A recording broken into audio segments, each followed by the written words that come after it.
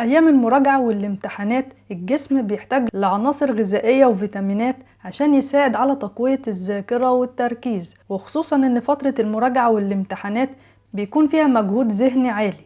والنهاردة هنعمل مع بعض نوع من الأعشاب بيساعد على تقوية الذاكرة والتركيز أيام المراجعة والامتحانات، وهي التلبينة اللي بتتكون من شعير وعسل ولبن. ويلا نعرف مع بعض أهمية الشعير. يعتبر الشعير من النباتات المليانة بالعناصر الغذائية المهمة للمخ والجسم، زي الألياف والبروتينات والكربوهيدرات ومضادات الأكسدة. وكمان عايز أقول لكم إن الشعير فيه عنصر الزنك، فيساعد على تقوية مناعة الجسم أيام المراجعة والامتحانات. ويعتبر الشعير بيساعد على تقليل القلق والاكتئاب أيام المراجعة والامتحانات، عشان الشعير فيه مغنيسيوم وبوتاسيوم وفيتامين بي. وكمان الشعير مهم في تنشيط الدورة الدموية في الجسم، وبكده يبقى فيه طاقة ونشاط وحيوية في الجسم أيام المراجعة والامتحانات.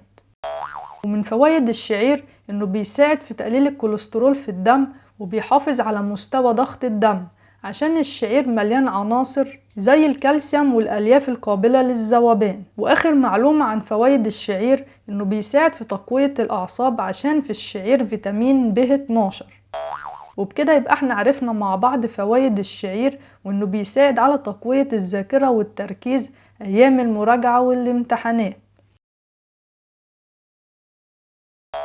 وهنستعمل تاني حاجة في مشروب التلبينة اللبن، عشان اللبن مليان بالفيتامينات والعناصر الغذائية اللي بيحتاجها المخ والجسم ايام المراجعة والامتحانات. وبكده يعتبر اللبن بيساعد على تقوية الذاكرة والتركيز ايام المراجعة والامتحانات. ويلا نعمل مع بعض التلبينة. وممكن نشتري التلبينة جاهزة من عند العطار أو السوبر ماركت، أو نجيب الشعير ونطحنه ونعمل بيه التلبينة، والطريقة بسيطة بإذن الله. هنجيب معلقتين كبار من الشعير المطحون ونضيف عليه كوباية لبن. بسم الله.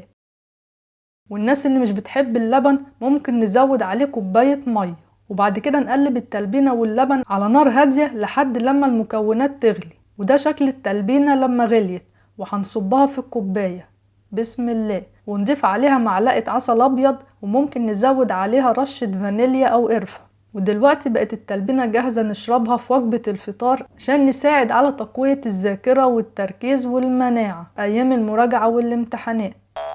وانصحكم بشرب كوباية واحدة من التلبينة في اليوم في وجبة الفطار، عشان اكتر من كده ليه اثار جانبية زي عسر الهضم والانتفاخ وحموضة وزيادة في الوزن وانخفاض في مستوى السكر في الدم. وانصحكم ايام المراجعة والامتحانات بالاهتمام بالتغذية واكل الخضار والفاكهة، عشان نساعد على تقوية الذاكرة والتركيز. ولو عجبتكم الحلقة اعملوا لايك وشير للحلقة مع اصحابكم عشان يستفادوا. وما تنسوش تشتركوا في القناة وتفعلوا الجرس عشان يوصلكم كل جديد بإذن الله.